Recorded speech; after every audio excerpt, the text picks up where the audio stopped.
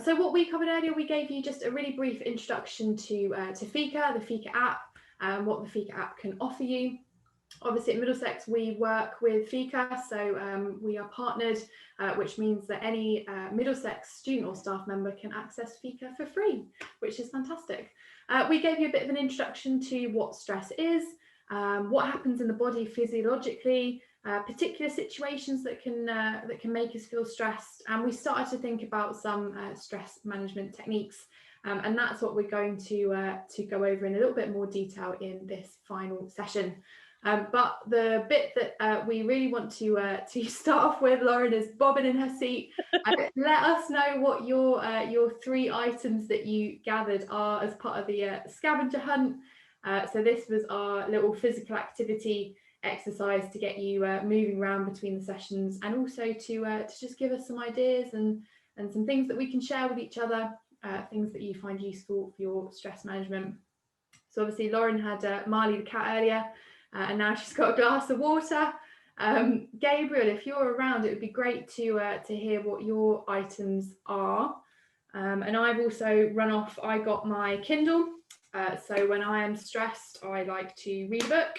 And also one of the stress prevention things that I really do every single day is I will write a to-do list. So sometimes I'll find myself, as we all do, in situations that are out of control or out of our control. And you may have 1,000,001 things to do, and I find it really difficult to switch off.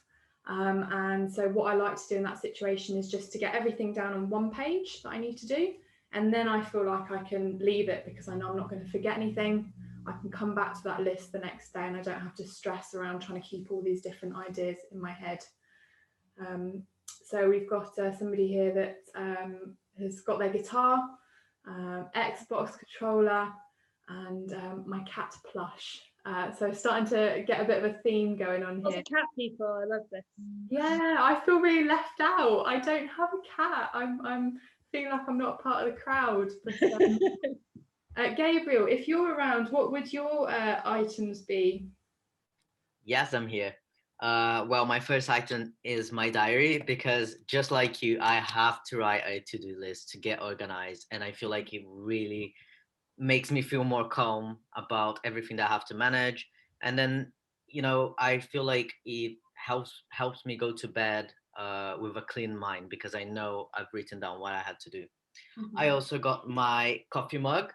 I'm a big coffee lover, and even though I do try and balance the amount of coffee that I have during the day, but at night I do have tea. So I usually just go next to my window, get my mug, have some tea, and just look outside the window. It's nice to see the world a bit quiet in some senses. Mm-hmm. And I also got my football, because I'm really a football fan. And unfortunately, for a long time, especially during the lockdown, I haven't really been able to play with my friends. But this is something that kind of keeps me going. I really love physical activity, and I feel like it really helps me. Fantastic. And somebody else has popped in the Q&A that they've got a soft football as well, and also pen and paper. So speaking to some of the kind of the creativity sort of things that have already come up today, which is fantastic. Grand. Okay. I mean, feel free to keep popping them in and we can see them as we go. I think in the interest of time, we will get going. Indeed.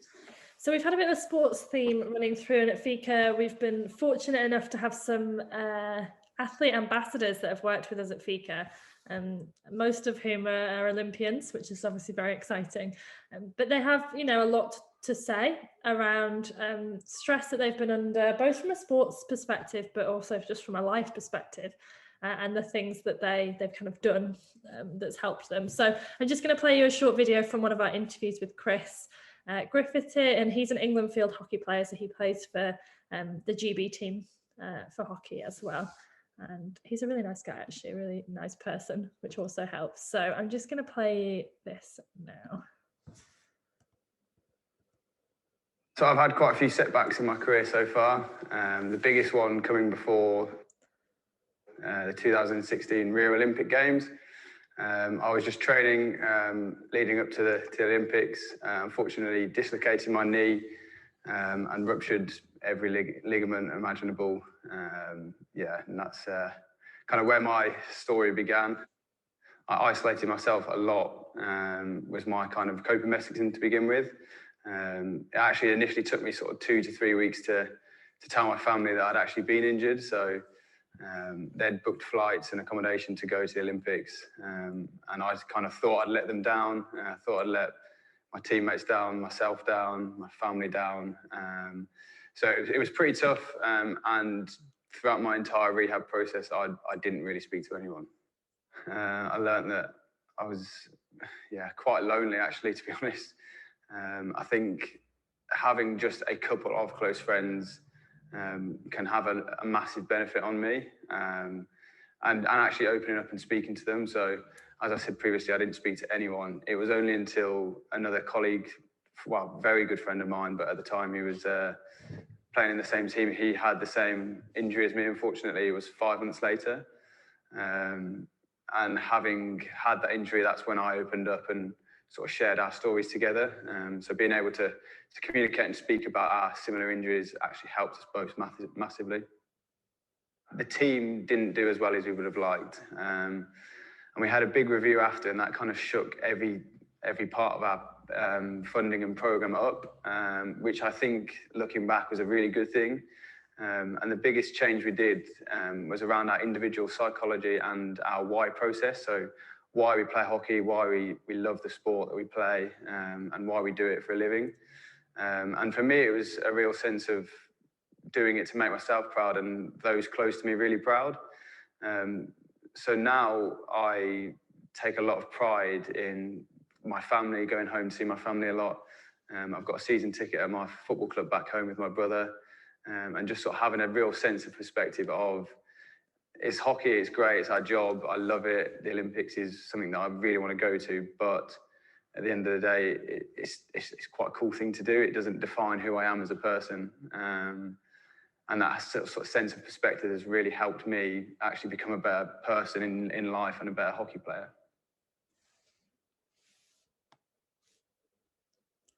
So that's Chris. I've lost the presentation again, so you'll just have to bear with me. No worries. One of the things we were going to chat about was kind of what we've taken from Chris's video and kind of what we've learned from Chris. And as that was playing, Lauren, I was just really thinking about the importance of shared experiences. And I know we talked about this a little bit earlier in terms of what's going on in the world at the moment, and this kind of shared low-level worry that we all have about kind of re-entering schools, workplaces, being around people again. And I love there when Chris was saying that the turning point for him was when he started talking to his friends and his family and really opening up about how he was feeling. And that seemed to be like the moment in his life when it kind of all turned around for him. And I just think that's such an important point, isn't it, that if you're feeling a certain way, it's likely that whoever you chat to has felt that way before, or if they haven't personally, it's likely they'll be able to empathise with you, or they'll know someone else that's felt that way. So you should never feel ashamed or worried about having a chat with somebody about how you're feeling. Like Chris said, that was kind of the moment when it turned around for him. Definitely, yeah. And yeah, so really keen to hear what you learned from Chris. That was really around obviously the setback that he experienced and a quite graphic tale of all of the ligaments he tore, which always makes me cringe when I watch that. But really interested to hear, everyone will take something different from that. So Gabriel, I guess I'm going to pick on you again and just ask you to kind of share what was the main thing that you kind of thought during that, or what you took away from it? I think honestly, we all have such different ways of coping. It's a hard question actually, because from my end, especially from a student's perspective, I think my ways of addressing things may be very different to, for example, Chris. But I can say that one of the ways that I would cope with his situation would be to try and reach out to people, especially if I feel that I'm stressed or that I'm helpless. I would just go and look for resources. Usually, that's the way I would tackle it. But it depends on the situation as well, because sometimes there are situations in your life where you can actually look for help or find resources proactively. It depends, where you stand. But also sometimes, I think we're going to talk a little bit more about that as well later on, right? About the reactive and proactive styles of coping. But I think my way really is trying and look for help. This is the way that I see things. This is how I would see Chris' situation. If I was him, that's what I would do. You know, if I was in his situation, really. Yeah, thank you, Gabriel. And do you know, something that I was thinking about as well for Chris is there's quite a lot of different things going on for him here, right? And one of the things is this identity. And he obviously really just identified himself as a hockey player, and so when that went wrong for him, that becomes extremely stressful. And I think you can really translate that to normal life. He's a normal person, despite being an amazing hockey player. And if you've picked a particular degree course or a particular subject at school or college, and you've identified yourself so much with that, and you start to struggle, it can be really stressful and really hard to think that I am other things as well. So that's almost like it kind of starts to cross over into the sort of skill of meaning a little bit, but you're not just one thing, you're probably a friend or some family member or a partner or, a football player as well as a student, and loads of different things. And sometimes, Gabriel's right, we're going to come on to this, but sometimes a way of dealing with stress is if one part of your life is causing you stress, focus on another part. You're not just one thing in one environment. So really interesting from you as well, Gabriel. Thank you. And it was a nice segue into what we're about to talk about. We didn't even plan that, so well done. So what we want to talk to you about is some stress hacks. And as Gabriel said there, there's sort of two sides to this. The first one is, what do you do when you're already stressed? And we're not going to spend too much time on this because some of the things that you've kind of done today already kind of fall into this, and we want to talk to you a little bit more about the proactive stuff. But I'm just going to run through. So you've got breathing, which I know that you've heard about today already. Reaching out, talking to other people is a really important one. And I think, as Gabriel said, it does depend on your approach. I'd say in most cases this will help, just despite how you are as a person. Reaching out to somebody helps. You just might do it more readily in some cases than others. And you might reach out to different people for different things, and that's really worth thinking about as well. So learning to sit with it. So remember, we said to you earlier, stress doesn't have to all be bad. And despite, our next point around distracting yourself, sometimes that's what you need. You're so stressed and so overwhelmed, you just think, oh, I just need to get out of this environment just for a little bit and come back. When you come back, you might think, right, I'm just going to reflect on how I'm feeling and what this means. And as I said to you earlier, if you're feeling a certain way about a situation, it's quite useful information about how you might be feeling about something. So don't be too afraid to sit with it. Just don't sit with it for so long that you start kind of ruminating and going over the same thoughts and it becoming unhelpful. So just keep that kind of finite. Doing something creative. So we had a few people who went and got pen and paper and things. So when you do something creative and you get into what they call in psychology a flow state, which is where you're so lost in something that you don't notice the time. And I bet you can all think of something that you do where that happens. And when you do that, the kind of thinking, overreacting part of your brain totally shuts down and it switches off and you don't worry about things. So it's just a nice relief from if you've got a lot of noise in your head.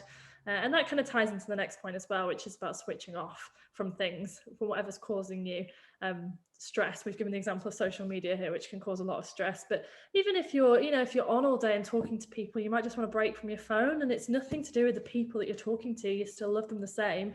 You just need a bit of space and a bit of quiet time. So these are all the things that you can kind of do when you can feel stress already there. And then Vanessa's going to talk to you a little bit about, well, what could you do maybe to get ahead of stress and have a bit of a barrier to some of the kind of stress responses. That's right. And Gabriel, it was such a good segue. You introduced the terminologies for us fantastically. So, we can sometimes find ourselves in situations that are maybe stressful a little bit unexpectedly. And in those situations, the sort of tips that Lauren's run through can be really helpful. But it's also really important that we try and prevent stress and prevent ill health as much as we can, right? And that's what the Fika app is all about. That's what what we kind of preach at Middlesex as well. It's about getting ahead of the curve and trying to keep yourself at a sort of thriving level, so that when challenges come along, when stress comes along, you've got the tools in your toolkit and you've got the skills to be able to handle that stress and be resilient. So here are some general ideas for things that can be helpful to get in that sort of place. So boundaries are super helpful, and sometimes when we think of boundaries, we think immediately to sort of work and school type situations, but actually boundaries can come into personal relationships. Boundaries can come into sort of family dynamics, and sort of how you approach different friends in your life. And I think, Lauren, you just mentioned about kind of different tips and different stress management tips for different situations, and it's kind of the same with friends. You may have one friend that you go to for one type of situation, you may have another friend that you go to for something else, and that's okay. And you can have boundaries with both those friends, and you're still a good person, you're still a good friend to them, but you can still have that boundary. Having some healthy daily habits. So habits are super important for your well-being generally. Habits are quite hard to get into, so setting up a new kind of healthy habit can take about 6 weeks, and often what happens is that people will set themselves a healthy habit. Let's use the example of the gym, because I know, Lauren, you talked about that earlier and how much you hated arm day. So you may come along and say, I am going to every day go to the gym at 6 a.m. and work on my arms. Now that is a pretty challenging habit, because it's every day. It involves a lot of time out of your day, and it's something you really don't enjoy. And so what I would guess would happen is that you would get a few days in and you'd hate it and it would be too hard and you'd chuck it in. Am I right? I think a few is probably generous, actually. I'd be lucky if I got there in the first place. So let's amend it. Day 2, you'd be lying in bed, your alarm would be going off at 5:30, and you think, nah, I'm not going to do it. Yeah. So what we say when we talk about healthy daily habits is start small.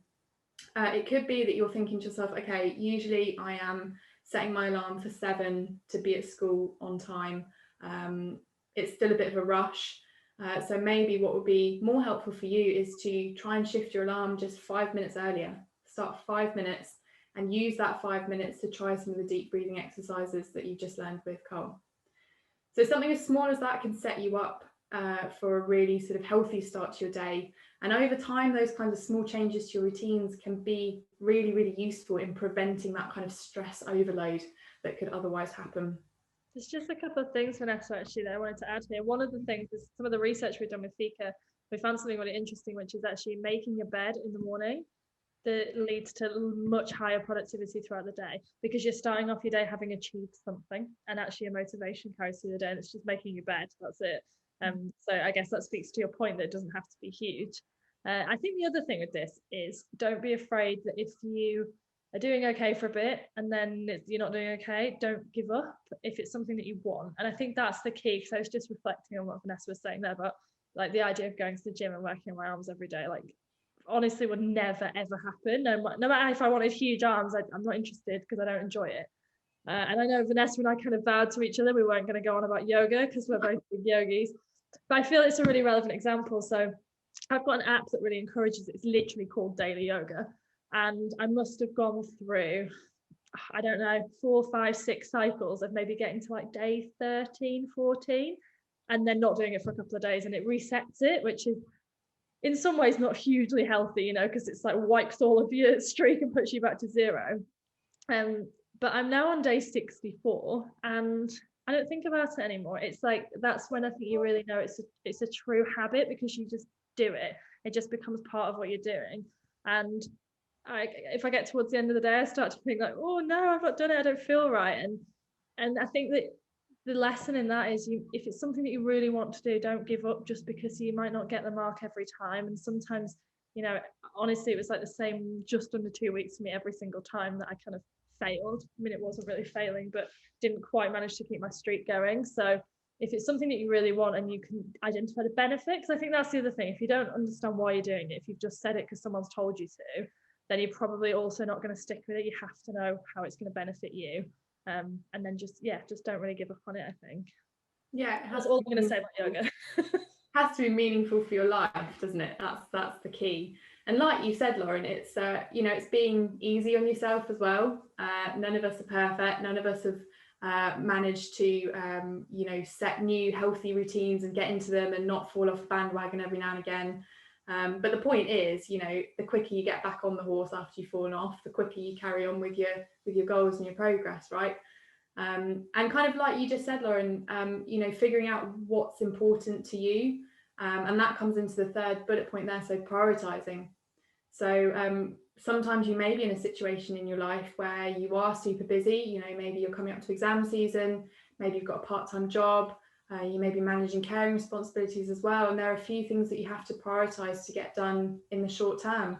And maybe that means that you're not able to do some of the other things that you really enjoy for a week, couple of weeks. That's okay. It's okay to sort of amend your routines, figure stuff out to get through a tricky period. The key is thinking long term when we think about sort of preventing stress and getting into these healthy habits. And kind of identifying the root cause of the stress as well. So sometimes we can feel a little bit anxious and worried, and it can be hard to sort of pinpoint. And Lauren, you mentioned earlier about sort of getting through the first couple of lockdowns feeling kind of all right, and then at some point recently in the third one, all of a sudden you just were feeling quite grumpy and couldn't quite kind of get a handle on it, and you had to really sit down and reflect and think, right, hang on, why am I feeling like this? Maybe it's because I spent a year in lockdown. I haven't been able to see the people I care about. That's okay, it's pretty normal to be feeling that way. And once you identify the root cause of what's causing you the stress, then you can better go about tackling it. And I know we've already mentioned letting go of things you can't control and getting physically active, which was all part of our grand plan with our scavenger hunt as well. So great to work off that fight or flight response if you are feeling stressed, and great to prevent it as well.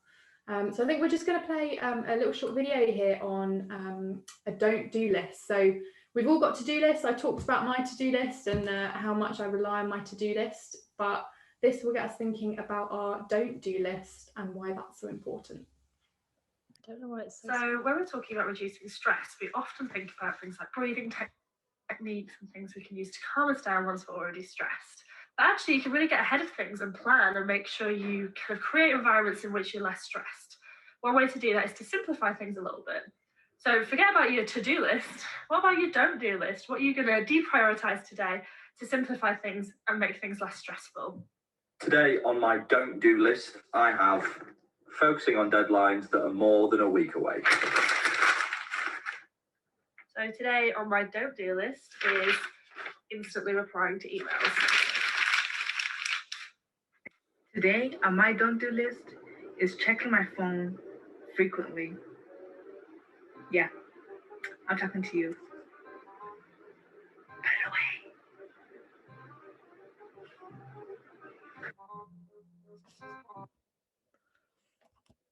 So I guess the message there is there's a few things that might go on your don't do list. Some of them are things that might never be helpful, but some of them are things that can just wait. Like the first two examples are like, if you've got deadlines that are ages away and you've got loads of time and you've got really urgent stuff, like just get it off your list for that day. It might be on your weekly list or your monthly list, but that page that Vanessa was talking about the things that you need to worry about today, you can just get rid of some of this stuff. And I got into a really bad habit of making like a weekly to-do list and then feeling so overwhelmed every day because it looked enormous, and it's really unhealthy. Whereas if you can just, you've got your weekly to-do list, put it to one side, just focus on what you've got to do today. It can just prevent any of that sort of overwhelmed feeling really hitting you. So I don't think we've got loads of time really to do this, but I just as a takeaway, just think about when you write a to-do list, think about what you can take off it and stick on your don't do list. And that's just a nice hack that you can do as well. But I'm just going to move on. Sorry, Vanessa, you go. I was just going to say on that note, if you've got any ideas that you wanted us to do a quick shout out, pop them in the Q&A. And actually, Lauren, on that point you were saying about your to-do list and kind of feeling overwhelmed then by it, one of the things I tend to find is the opposite. So I tend to feel guilty then if I've deliberately thought I'm going to take some time out, I'm going to have a breather today, I'm going to not do work, not do my studies, then I tend to feel guilty. And I think that kind of flipping between the two states is something people can quite often fall into. So that's always kind of in the back of my mind. You know, it's okay to take time out, it's okay to take a moment. So yeah, have a think about your don't do list and pop them in the Q&A. I think actually that's so, I just had a text from my friend before the session, and it just absolutely speaks to your point that we feel like we have to have an excuse for a bit of downtime, because she'd messaged me, she had the COVID vaccine yesterday, and she said, oh, I'd earmarked today as a bit of a down day because I thought I might have some symptoms from the vaccine, so I feel okay that I've taken it a bit easy. And it's that exact thing, isn't it? It's having to justify why we're not going 100 miles an hour all the time. So yeah, really interesting. She just messaged me saying that, and you saying that made me think that that's exactly what she was doing. Yeah, indeed. And I think as well, when you're doing a lot of stuff online, there can always be this pressure to kind of be available instantly. And I think then going back to the first session, that speaks to your point, Lauren, about or earlier on, not answering emails instantly, right? And it's the same with social media. You know, there's this kind of pressure to feel like you're contactable all the time because you've got your phone on you all the time. But again, it's all right to take some time out. So again, here we just wanted to get you thinking a little bit about what this means in practice for you. So what do we do to prevent stress, and what do we do when we're already feeling stressed? And we've given some kind of general examples, and we've sort of talked about some sort of typical things that people find helpful, but it's about finding the things that work for you. So Gabriel, you mentioned a little bit earlier on that, you know, these things have to be specific. So it has to be specific to the situation, it has to be specific to what's going on in your life at that time. And actually the point that I'd make is that our toolkit, our wellbeing toolkit and our stress management and resilience toolkit changes as we change as well. So this year, your coping techniques and your strategies are probably going to be quite different to last year, because a lot has happened in this year, and you've probably developed quite a lot as a person, and you've probably learned a lot about how you're managing uncertainty and changes in your life. So again, any kinds of thoughts, any ideas on what you do to prevent stress, or when you're already feeling stressed, pop them in the chat. But in the meantime, Gabriel, we will come really quickly back to you. If we could grab one more example from you about something you do in the moment when you're already feeling stressed, to bring yourself back down and sort of calm yourself down a little bit. I actually have way more than one, but let's go for one then. That's great. One of the things, especially with the lockdown now that we've been spending more time at home, one of the things that I really like doing once I'm already stressed is actually stopping for a second to cook a healthy meal. I'm not saying I'm amazing at it, I'm really not, but I just find it so relaxing, you know, and I've been trying to go for vegan meals, and just, you know, it's just something that actually gives me the benefit, you know, in the short term, because, you know, that's my dinner. But also in the long term, because it's healthy, it makes me feel better, it gives me more energy. So that's definitely one of the things that I try and stop for a second when I'm feeling stressed, and I'm like, okay, this is the moment I'm gonna cook something. And if I'm not, even if I'm not hungry, it doesn't matter, I'll just cook it, I'll leave it for later, you know. But it's a really nice way, and then I'll just put something on to watch while I'm doing it, because then, you know, I feel like I'm doing something, but I'm also, you know, relaxing at the same time. So it's quite nice. Gabriel, if you want to know what's going on in your brain, that's the stuff about creativity I talked about earlier. So you're kind of in the flow of cooking, and by doing that, you're actually shutting down the bit of your brain that's worrying, and that's why it feels good. And actually, cooking is a really good example, because there are some activities you can do that are relaxing that still give you space to worry. You know, if you're not really engaged in something, you're watching like a TV program. I mean, this happens to me. I do have to say, I put Friends on a lot. I've seen it so many times, it doesn't do it anymore, because my mind is still like going on the things that, because I know what's going on, I don't need to pay attention. Cooking's a really good example, because you do have to kind of pay attention to what you're doing, otherwise, you know, it's not really very nice. So yeah, I think you don't have to be an amazing chef to get the benefits from cooking, definitely. I'm just going to move us on to the next one, Vanessa. And I'm going to have to leave you in the capable hands of Vanessa, because I have a number of flat viewings, and one of them starts in 4 minutes. So I do need to just go and sort it out. I don't think you need the next slide, do you? No worries, I can switch over if I need it. So but just yeah, massive thank you everybody for kind of getting involved and sharing your thoughts. And hopefully, Vanessa will come on to ask you, I'm sure, but hopefully you've at least found one thing that maybe you'll do slightly differently and take away from this session. So yeah, thanks everyone. Indeed, thank you, Lauren. So hopefully you can see my screen, and good luck for your flat beings. Hope they go well. So we're just going to do a really quick run over now of the kind of support services that you can get at Middlesex. So if you do decide to come along to university and you come along to Middlesex, these are the kind of support services and help that you will be able to get. So I don't know if my screen has just disappeared. I don't know if you can see that still, Gabriel. I can see it now. Now it's back. Yes. Now it's back. Perfect. So we have a number of student support and wellbeing teams, and these are teams dedicated to supporting you throughout your journey at Middlesex with basically anything that can crop up. So we have a uni help team. So they're in the top left there, and they are basically your first point of call for any kind of general inquiry. So if you don't know where you're supposed to go, if you have a form that needs filling in, if you need some help with something, you can speak to Uni Help, and they will basically help you out. If they aren't able to solve your query, they will pass you on to the team who can. So a really helpful first point of contact for you. So we have a progression support team. So they support you with all of your kind of study options as you go through your course at university. So it may be that you start on full-time and you want to switch to part-time, or you want to take a bit of a study break. They can support you with all of those kinds of options. We have a welfare and advice team. So very important as a university student is having your finances in order, and that team is there to support you with anything financial and kind of financial literacy as well.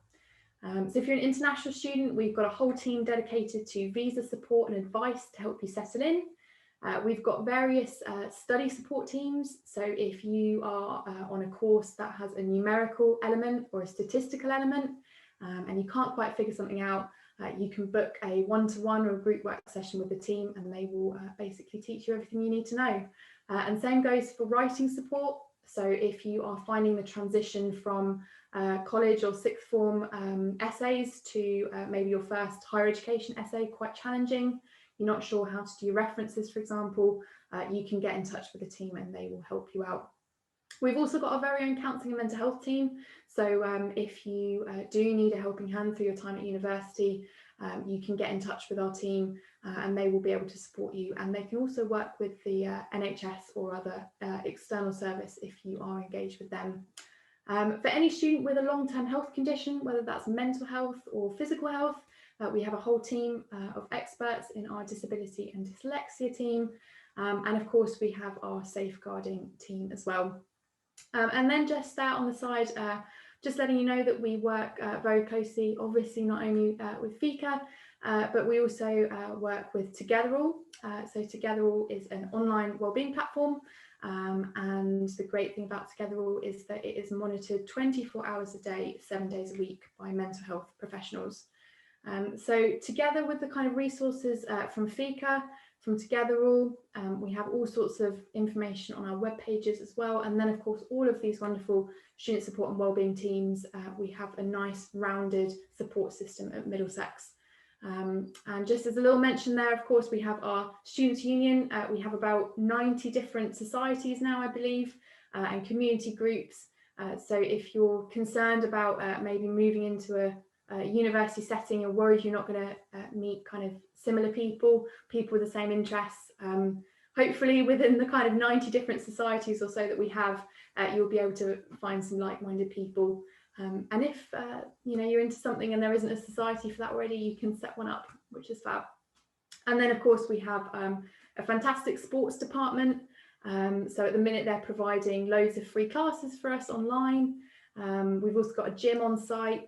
And we have our internal Middlesex University app called MDX Moves, which basically rewards you for being physically active. So the more steps you do in a day, the more cycle rides you go on, the more swims you do, you can log them, kind of like a Fitbit, and you get points in reward for that. And you can cash in the points for stuff on campus. So like coffees, healthy lunches, personal training sessions in the gym. So it's just a little initiative to help us get a bit more physically active, like we've seen today with our scavenger hunt. So that is a whistle-stop tour of a summary of our student support and wellbeing services. If you have any questions about that, please get in touch with me afterwards. Otherwise, you should be able to find all the information there on the UniHub link. And the final thing we just wanted to finish on was getting you to think about what you're going to do differently after today to manage stress.